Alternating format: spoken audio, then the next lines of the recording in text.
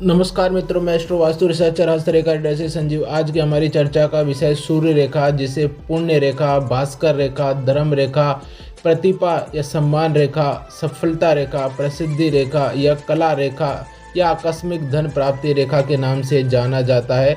हम इसके बारे में आज चर्चा करेंगे। हम यह हस्तरेखा शास्त्र से देखेंगे कि आपके हाथ में कहाँ से निकल रही है और आपके हाथ में है या नहीं।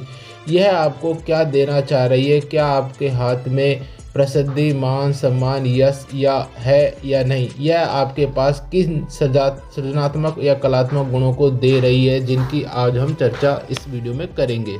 हम हस्तरेखा में इसके उद्गम के बारे में हम जान लेते हैं। वह स्थान जहाँ से यह उद्गम होती है अर्थात शुरू होती है, वह इसका उद्गम स्थान कहला जाता है। जैसा कि आपको चित्र में दिख रहा है कि कहीं से भी या किसी भी पर्वत से रेखा उठकर सूर्य पर्वत अर्थात अनामिका अंगुली के नीचे पहुँचे तो वह सूर्य रेखा के नाम से जाना जाती है। यह स्वतंत्र आकलन इसका नहीं होता है। यह हमें यह बताती है कि जातक अपने क्षेत्र में, जो कर्म क्षेत्र है, उसमें क्या प्रतिभा या क्या प्रगतिशील या क्या प्रखरता रखेगा। अपनी प्रतिभा से प्रतिष्ठा तक वह सृजनात्मक गुण व कलात्मक गुण से युक्त होगा या नहीं।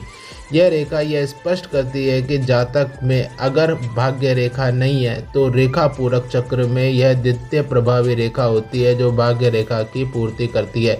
जैसा कि आपको चित्र में मैंने विभिन्न पर्वत और विभिन्न रेखाओं को दर्शा रखा है, जहाँ विभिन्न पर्वतों से रेखा निकलकर जहाँ पे सूर्य पर्वत लिखा है उसके नीचे अनामिका तक पहुंचती है, तो वह रेखा सूर्य रेखा कहलाती है।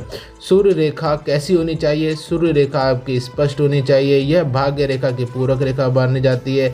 मस्तिष्क रेखा के समान उत्तम क्रियाशीलता प्रदान करती है। इसका क्या प्रभाव होता है? पहला, आसपास के वातावरण के प्रति जातक अति संवेदनशील होता है और गंदे व घुटन भरे वातावरण से वह दूर रहता है, अर्थात उस वातावरण में वह रहना पसंद नहीं करता है। दूसरा, जातक अपने चारों तरफ प्रिय वस्तुओं का जो उसे पसंद होती है उनको ही रखता है या रूप सज्जा में उन्हीं को इस्तेमाल करता है। जातक के चारों तरफ हमें वही वस्तुएं देखने को मिलती है। इस तरह हम सूर्य प्रभावी जातक की पहचान कर सकते हैं।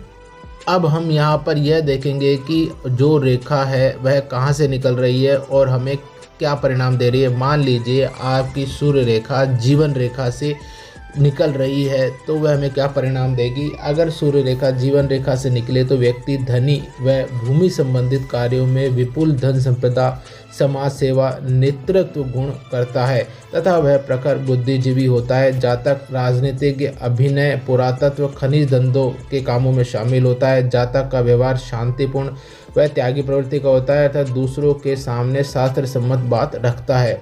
इसके अलावा अगर यह रेखा भाग्य रेखा से निकलती है तो जातक को अचानक धन लाभ प्राप्त होता है। वह उसका क्षेत्र सट्टा, लॉटरी, जुआ और अन्य जीवन वृत्ति से वह अपूर्ण धन लाभ काम आता है।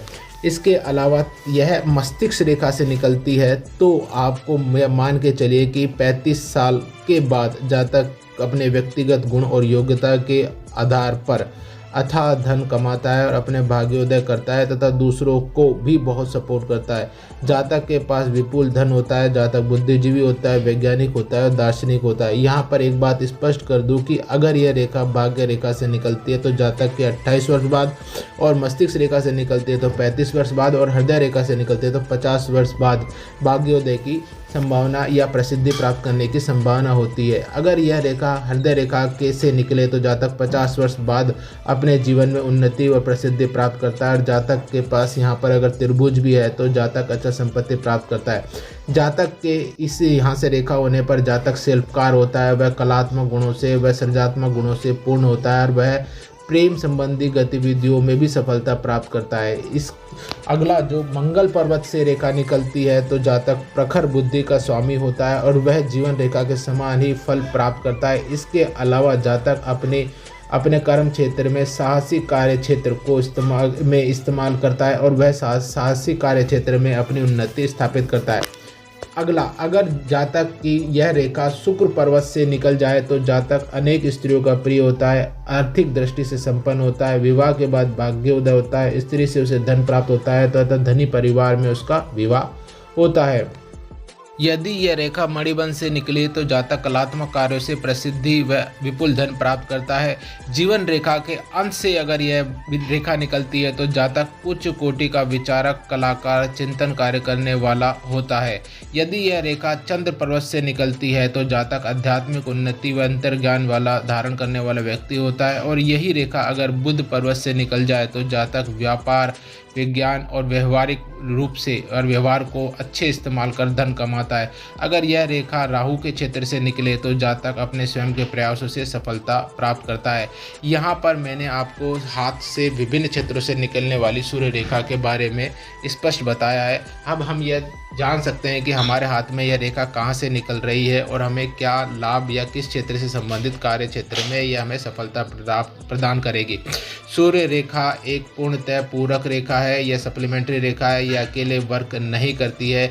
यह अन्य पर अगर आपके हाथ में अगर कोई रेखा नहीं है तो यह पर्वत जो आपके हाथ में वृद्धि करेगा, उभार ले करेगा, उसके अनुसार यह आपको उसके क्षेत्र के अनुसार फल करेगी। अतः आप ये सुनिश्चित कर ले कि आपकी सूर्य रेखा आपके हाथ में है। तो आपका प्रश्न कि मुझे मान सम्मान, प्रसिद्धि, यश या मेरे कर्मों का प्रसिद्धि या गुणगान होगा या नहीं, तो हम इस रेखा से निर्धारित कर सकते हैं।